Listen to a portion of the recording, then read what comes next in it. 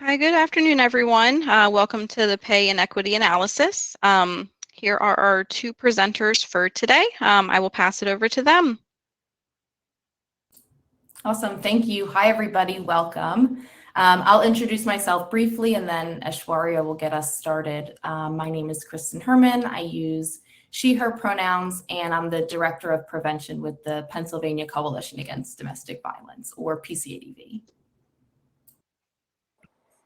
Hey everyone, good afternoon. Thank you for joining us. I'm Aishwarya Sinha. My pronouns are she, her, hers, and I'm the prevention specialist at PCADV.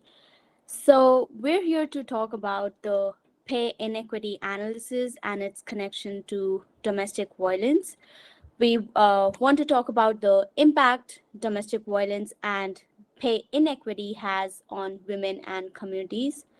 Now, why did we choose this project? So we've been funded by CDC to look at strengthening economic supports. And in doing so, we decided to look at the wage gap in Pennsylvania. So when we were doing that, we published a report and developed this training, which sort of explores the gender wage gap, the common myths behind the wage gap, and basically how being paid unequally impacts a person's likelihood of experiencing the risk factors for intimate partner violence. So we'll be covering all these in our sessions, and we'll also be talking about some of the potential action steps that are focused on eliminating the gender wage gap as well as intimate partner violence. So again, thanks for joining us, and we can begin. Next slide. Now, these are our learning objectives of the presentation. So we will be talking about the wage gap, how it affects women differently based on occupation, race, educational level, motherhood. We'll also talk about the connection that we found between pay inequity and risk factors for intimate partner violence. And we'll also talk about some possible solutions to the wage gap, things that our organization is currently working on. So next slide. Now, before we begin, I think we can do a quick poll. So yeah, we can launch the poll. And basically, the question is, according to you, which risk factors are exacerbated by pay inequity and contribute to intimate partner violence? And this is a single choice question. You can choose either poverty, housing insecurity, harmful gender norms, or all of the above. And I think the poll was just launched, right?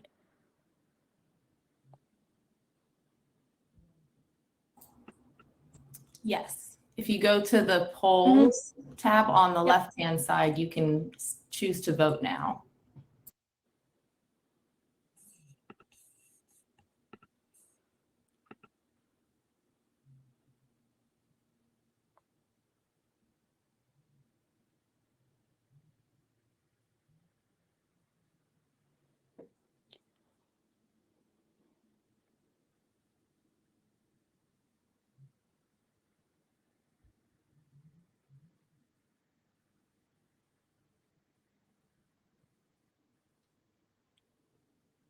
Should we give them a couple more seconds, or should we close the poll?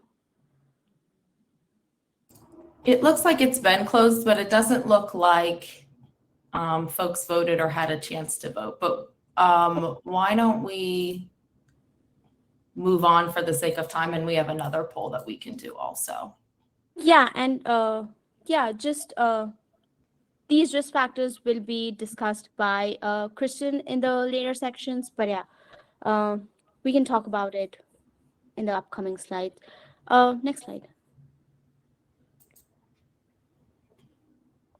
So let's get started. What exactly is the wage gap? So the gender wage gap, pay gap, or pay inequity is the difference between men and women's median earnings. So it basically shows how much women earn relative to men and is usually calculated for year-round full-time workers.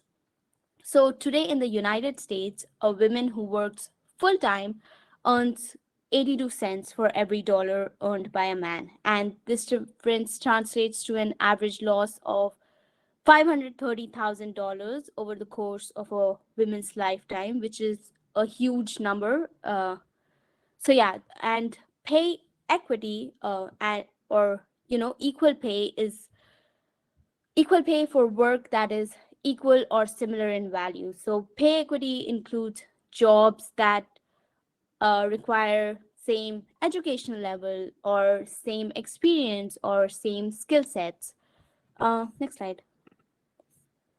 So looking at the pay equity or pay inequity in Pennsylvania, what we found out is that women in Pennsylvania earn 80 cents for every dollar earned by a man. So the median annual for a woman who holds a full-time year-round job is close to $41,000 in Pennsylvania, whereas a man employed in Pennsylvania working full-time year-round gets almost $52,000. So this sort of leads to an average loss of $10,000 or more per year for every employed woman. And this number is very different for women of color. Among Pennsylvania women, those who hold full-time year-round jobs, Black women are paid 68 cents and Latinas are paid 57 cents to every dollar a white non-Hispanic man earns. So when we were doing our research, we looked at the Institute for Women's Policy Research. Their report said that it will take close to 41 to 60 years for the Commonwealth to close the wage gap. And Pennsylvania's rank is 24th out of the 50 states among the male female earnings ratio gap. So Pennsylvania is not doing that well. And the new data that came, the 2020 number, it shows that women are actually now earning 79 cents for every dollar a man earns. So Pennsylvania has fallen at a worse level. But yeah, next slide. So anyway, when we did our research, what we saw is that there was a common misconception among people. Oftentimes, people thought that the wage gap can close if women were to take certain steps, if they were to get married or get an advanced degree or just change their jobs. But the point is, it's important for us to remember that the wage gap is a systemic problem and not an individual's choice. It exists regardless of the industry and job in which a woman is employed, whether they have like a bachelor's degree or a PhD, whether they are married or not, or whether they have a child or not. So even if you are a superwoman, I can guarantee you're still getting paid less. And in the upcoming slides, we basically talk about these trends in details one by one. So next slide. And Aishwarya, we have a question in the chat that I think might be good to address now. Someone asks, when you're talking about men versus women, what's the baseline? Are we talking specifically about white men as a baseline or all men as a baseline? No, we're talking about specifically white men, white non-Hispanic men, and we're not including like all men. We're just including white men, and that's our baseline for comparison. But thanks for the question, and yeah, we can move to the next slide. So in this slide, we'll talk about the occupational or industrial wage gap. So let's look at the graph here. We can see, be it chief executives or be it teachers, there exists a gap. Women are being paid less in each and every profession. In industries such as healthcare or social assistance, women make only 72 cents for every dollar a man is paid. Even in like manager level jobs, the hiring and promotion of women are rare. There's a high level of gender discrimination in the legal field, in the field of healthcare, and even in fields that are dominated by women, like social work, academics. The gap exists, and women often are paid less than their male counterparts in these fields too.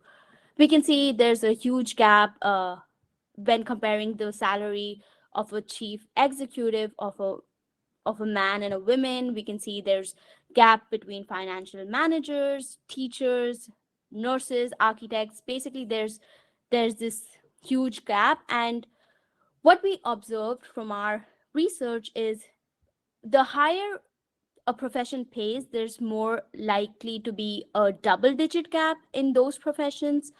So even in manufacturing or educational industry, there's a gap. Women are paid 76 cents, 72 cents, and so basically, like, the gap exists irrespective of any industry or occupation a woman is employed in.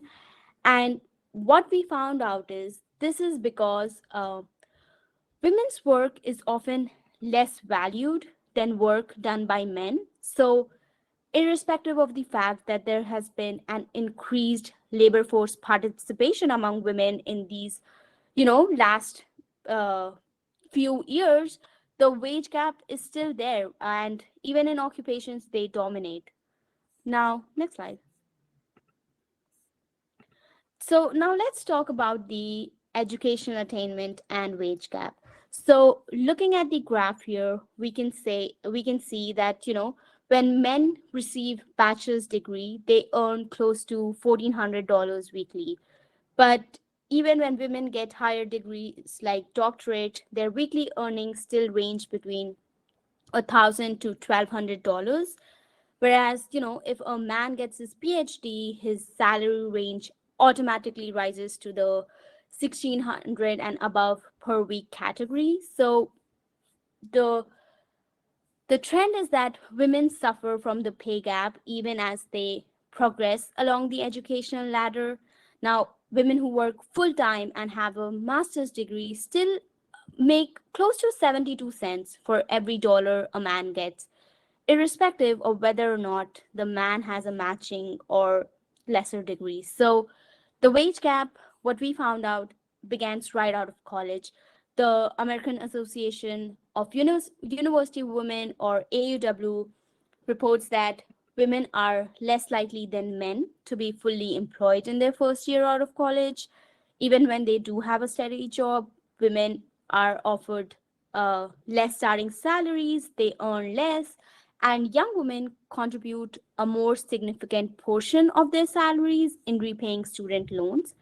So there's these income disparities so early in a woman's career, which create financial barriers, and these financial barriers prevents women from obtaining the same type of economic stability and independence available to their male counterparts. Now, next slide. Uh, yeah.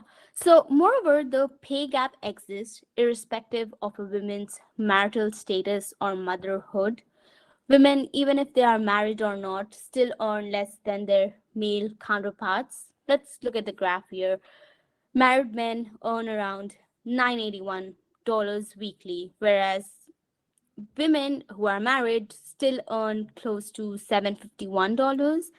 And if you are a single woman, you will still be making $625 in comparison to a single white non-Hispanic man making around $685 per week on an average. So yes, the wage gap exists irrespective of your marital status. And moving on, let's talk about the cost a woman bears when she decides to have a child. So this is known as the motherhood penalty. Now, mothers are paid 71 cents for every dollar a father makes. And in a 2007 study, we found out that when comparing equally qualified women candidates, women who were mothers were offered lower starting salaries, perceived to be less competent, and less likely to be for higher than non-mothers. And what we found out that in this study, the effects on fathers were just the opposite. When man became a father, he was viewed as more committed and was offered a higher pay. Moving on. The gap now is further widened for women of color because they have to face the additional discrimination of racism, which brings about further social and financial hindrances. So, nationally, Black women earn 62 cents and Latinas earn 54 cents for every dollar paid to a white non Hispanic man. And women of all major racial and ethnic groups earn less than men of the same group and also earn less than white men. Even in Pennsylvania, women of color earn almost 20,000 to 17,000 less than the average Pennsylvania white man per year.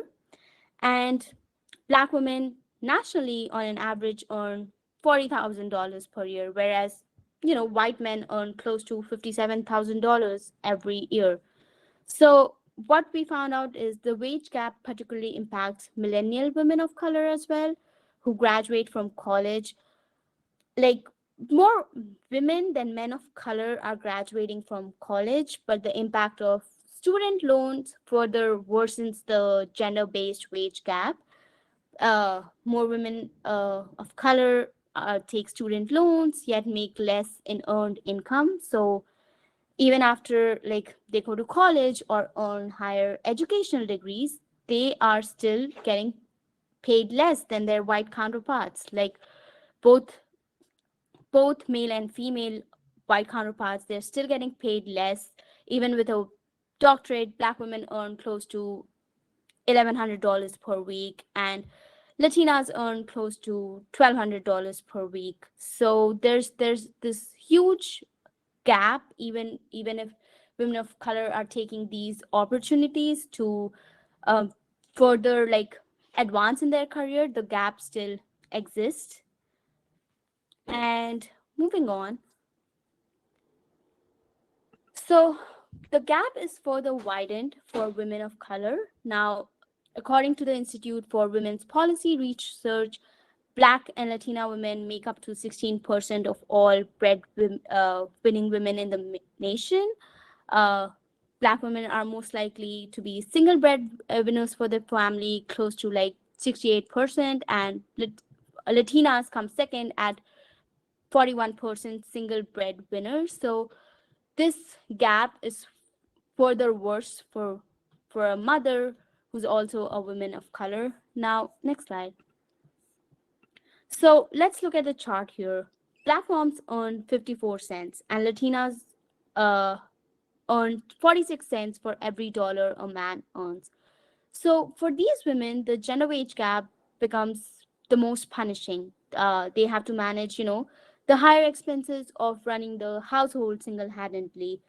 They often have to like choose between putting food on the table or educating their children or saving for emergency fund. So there's so many barriers that prevents women from getting the same opportunities as available to a white man. And there's so many hindrances placed. So yeah, these were the findings that we saw in our report. And I'll turn it over to Kristen now because she'll be talking about the connection between the wage gap, how this affects our work, how this affects the rates of intimate partner violence. So thanks for listening, and Kristen, you can take over. Awesome. Thank you, Aishwarya. So I'm curious, we're going to start getting into what we see as the connection between unequal pay and all the things that come with that, and rates of domestic violence, intimate partner violence, DV, IPV. You might hear me use those terms interchangeably.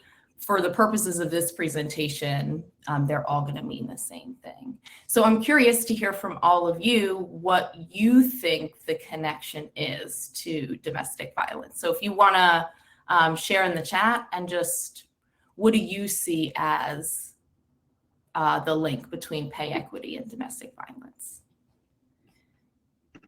And then what we'll do is start with the definition of domestic violence and then go from there. So I'm not seeing.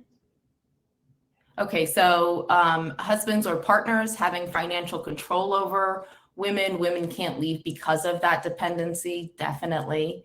Talking about economic autonomy, power and control, power, absolutely. Yeah, so especially in American culture and capitalist culture, money is power, money is autonomy. Let's see, these are great answers.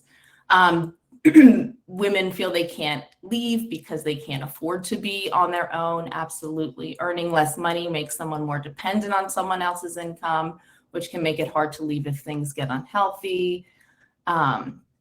Again, earn less, more likely to be dependent. A lot more talk about power and power and control. Yes. Yep. All very close, exactly what we'll be talking about. So let's get into it. And then if you have more questions, please feel free to put them in the chat. Okay.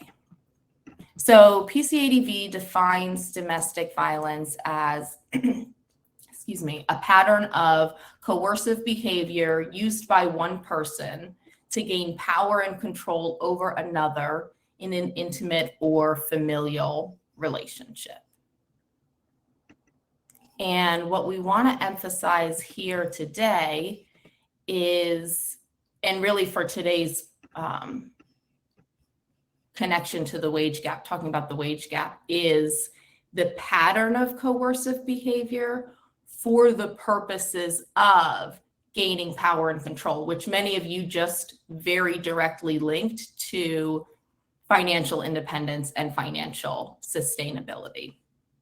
And we know that economic abuse, whether it's taking money, not allowing access to income, having a financial dependency, making it difficult for someone to hold a job, we know that those things are common tactics for people who abuse. And again, like many of you suggested, economic abuse occurs in 98% of all domestic violence cases. So it's incredibly common. So just think as we go through the next couple of slides, how the fact that someone is paid less, has less access to supports, opportunities, power, how that can impact someone's, like you all suggested, ability and options to leave if they're in an unhealthy or unsafe relationship, and also how that impacts their likelihood of experiencing risk factors for domestic violence. And we'll get into that. And that's really what we want to make sure we're including when we look at and talk about domestic violence and DV prevention, is not just to focus on individuals, but where else in our world, in our culture, are we seeing this imbalance of power and control? What do we have to shift to get ahead of this? And then, for those larger instances of power and control that we're seeing, how does this, or how can this trickle down into power and control in relationships, or making it easier to take advantage of power and control in relationships? So this is the wheel of coercive control. We're going to share the PowerPoint slides with you at the end.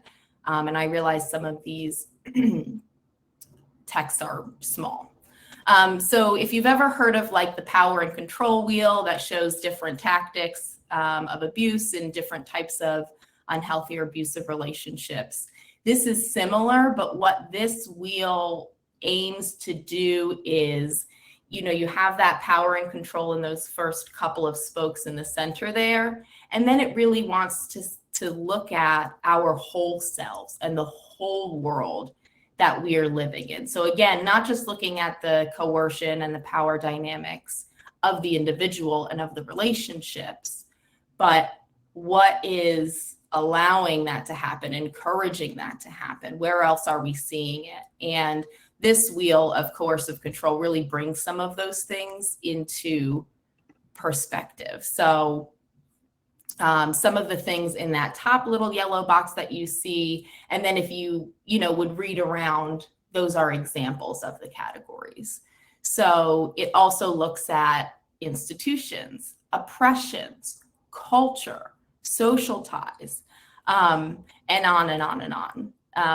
So when we think about the parallels in inequitable power distribution and relationships, and then within our culture, the relationship between unequal pay practices as a society, as an institution, and DV starts to become a little bit clearer. So we're going to try and paint that picture for you. So as this wheel points out, there are multiple factors within society that collude with the person who is abusing to keep the pattern of coercive control in place. So unequal pay helps to maintain that imbalance of power and control, and also then reinforces rigid binary gender roles within relationships. So you can start to see how everything sort of interacts and intersects with one another. And this is one place where pay inequity connects to DVs, where folks are able to utilize existing systems of oppressions, policy, norms to more easily get that power and control and pay equity. And taking that into consideration, it makes it, on one end, which you've all shared, harder for victims or survivors of DV to have autonomy and choices. And also it makes it more likely for folks to experience what we know to be risk factors for domestic violence.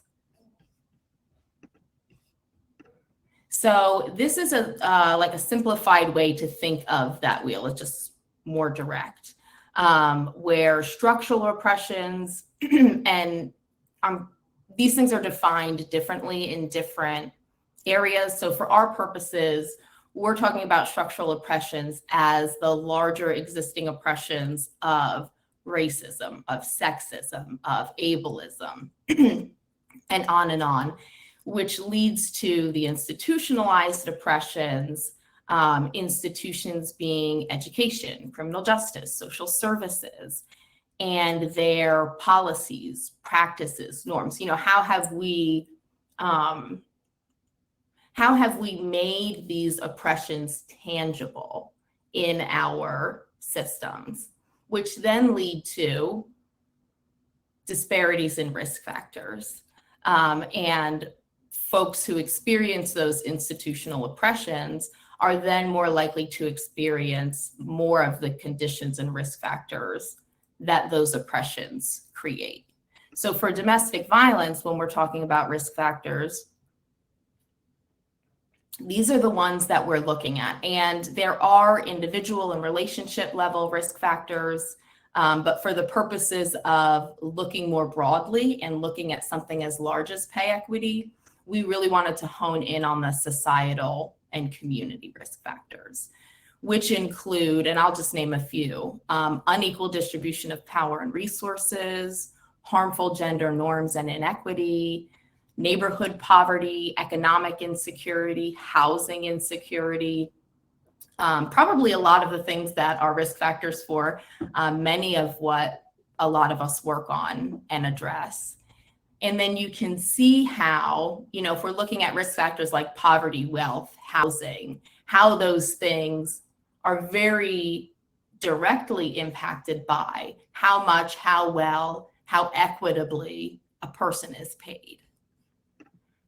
So if we go back to this graphic and do it for the purposes of pay equity. So if we're looking at structural oppressions, we're looking at namely sexism and also racism, ableism, nativism. I think we could go on and on about who's undervalued, what work is undervalued, and why that is. So we're looking at a lot of different intersecting oppressions here. And then give way to, lost my mouse. institutional oppressions, which for this purpose is the wage gap. The wage gap is an institutional oppression. It's part of our policies. The lack of, affordable childcare, how healthcare is tied to employment, lack of paid leave for parents, lack of sick and safe leave, all of those things that are part of our norms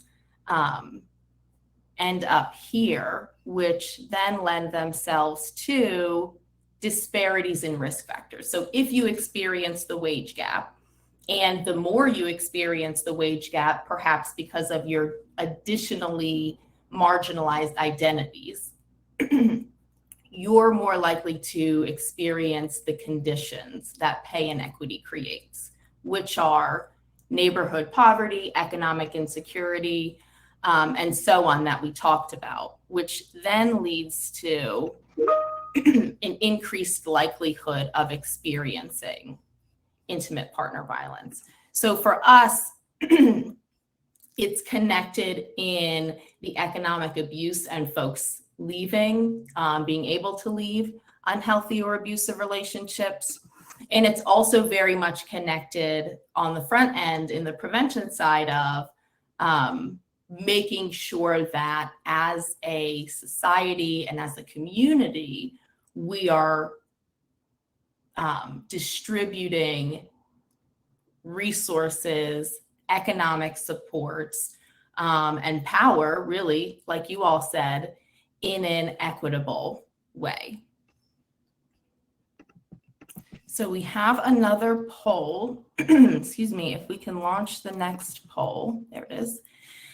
So this poll says, if the wage gap were closed, what could a woman who's working full-time gain? So if you go to the polls and you go to vote, this is, again, a single selection.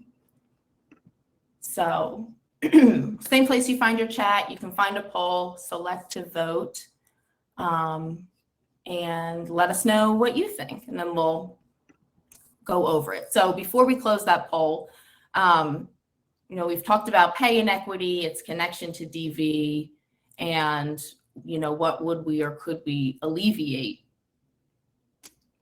by achieving pay inequity, because pay inequity hurts everyone, and especially survivors of domestic violence. The economic impact that the pay gap has on survivors can last throughout their lifetimes. According to IWPR, women living in poverty experience domestic violence at twice the rate of those who do not. So we know it's a risk factor, which then also further worsens the relationship between abuse and economic hardship. For example, I think someone shared this earlier. A survivor may choose to stay with someone who is abusive because of concerns about economic stability. And survivors of DV, when we talk about pay inequity, and you'll see some of the other solutions that we get into, we're not only talking about how much we pay folks. We're really talking about the entire working experience that people have. And we also know along those lines that survivors of DV might also take leaves and sick days to deal with domestic violence occurring, and may lose their job as a result, which can lead to survivors missing out on work opportunities, promotions. A person experiencing DV might lose a total of 8 million days of paid work each year. And the World Health Organization reports that IPV is estimated to cost the US economy between about $6 and $12.5 billion annually, which typically, we would think that would come from a lot of the healthcare costs, but really it's coming also from the loss of workforce that we're seeing. So we can go ahead and close this poll and look at the results. And most folks said all of the above, which is awesome and correct. So, National Partnership for Women and Families put together a report and said that pay equity costs women on average, all women, $915 billion every year, which equates to what you see here. More than 13 months of childcare per woman, 1 year of tuition for a public university, full tuition for a 2-year college, nearly a year's worth of groceries. That's a lot of money and stress. 7 months of mortgage and utility payments, more than 10 months of rent, enough money to pay off student loans in just 3 years. So it again becomes very clear how we are limiting access to power and autonomy and increasing risk factors for DV because of the wage gap. In Pennsylvania, more than 60% of our low-wage workers are women, and 28% of those women live below the poverty line. If we achieve pay equity in Pennsylvania, the current poverty rate for employed women would decrease from 7 to 3.4%, which is major. And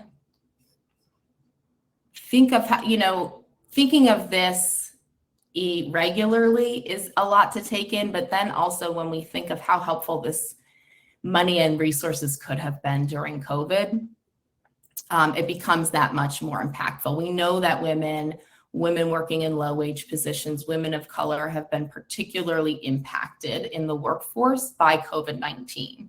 That women are leaving the workforce because of lack of sick or safe leave, lack of childcare, or because their partner makes more money. And if someone has to stay home, then oftentimes it becomes the person who's making less money that stays home. So again, seeing how everything interacts and interplays with one another.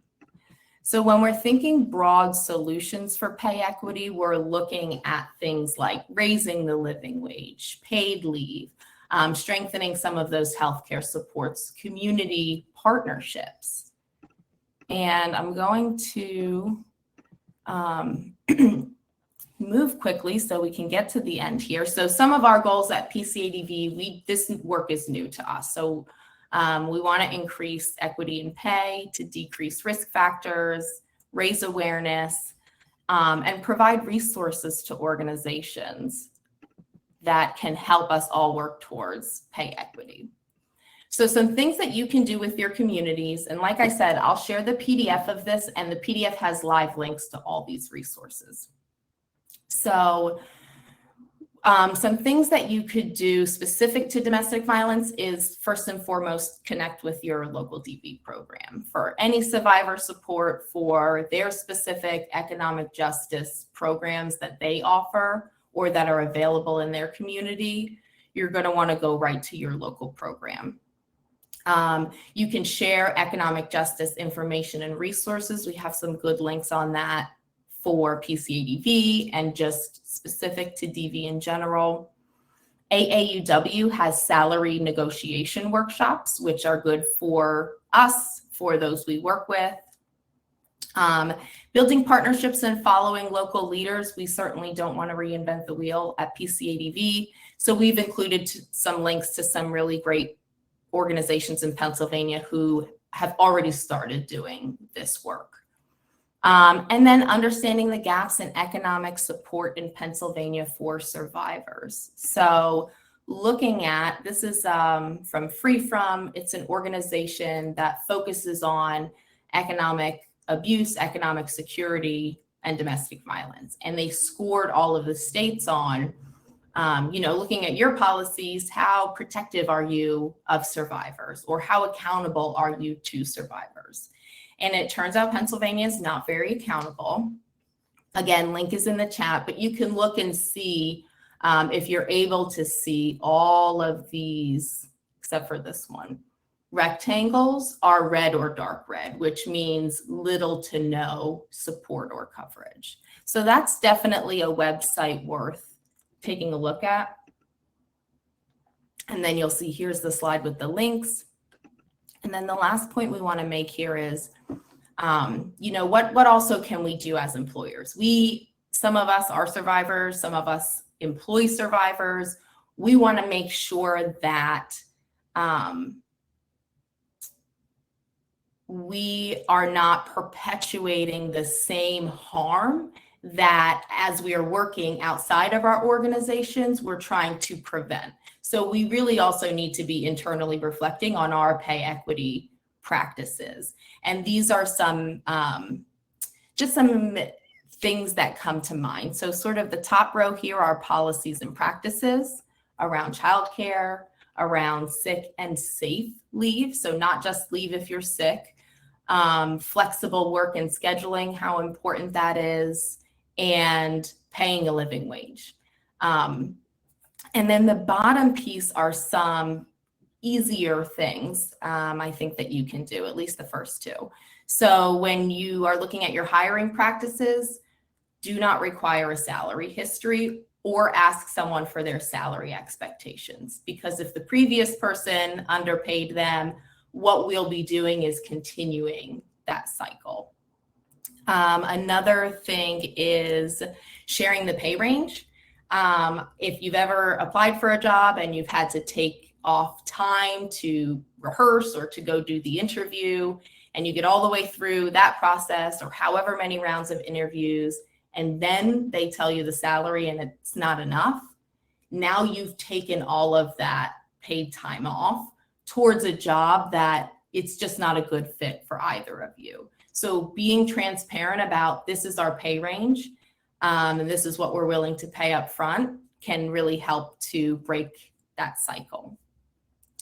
And then another easy thing is looking at your job descriptions and requirements. Are your job descriptions gender neutral, number one? And then be thoughtful about the education and experience requirements. Do folks really need a doctoral, master's, bachelor's level degree to do this job? Sometimes the answer is yes. But I think if we look back at certain jobs, the answer might be no. Or are there areas where we think lived experience is just as, if not more valuable than education? So those are things to consider in current practices. You could also do a pay equity analysis, and there are places we could share resources for that will do that for you. And also, in the same way that we want to address domestic violence and prevent domestic violence, we want to address pay inequity and prevent pay inequity. And one of the ways to do that is to look at the opportunity gaps for leadership in your organization among women and among women of color, because what the opportunity gap refers to are the inputs. So the unequal or inequitable distribution of employment opportunities, promotion, growth opportunities, while the wage gap looks more at the unequal distribution of wages. So if we're looking at who's making decisions, who's having voice, who's at the top of the organization, is it the same folks that are reflected throughout your entire organization? So diversity, equity, inclusion practices are also very important to alleviating pay inequity. And then you also have some links there that we've shared for you. And with 1 minute left, does anybody have any questions? And I'll go ahead and put up our contact information. So if you think of something later or would prefer to email us, you can do so. Okay, so I'm looking at the chat. I'm not seeing any questions right now, but we have another minute, so take your time. Aishwarya, is there anything that you wanted to add to the end of this? Just, yeah, if anyone has any questions, and just thank you for listening to us.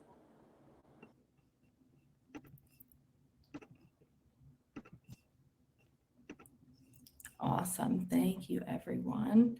And I'm not able to put put the PDF in the chat, so I will figure out how to get this to all of you. So thank you so much for your time, and we look forward to seeing your feedback.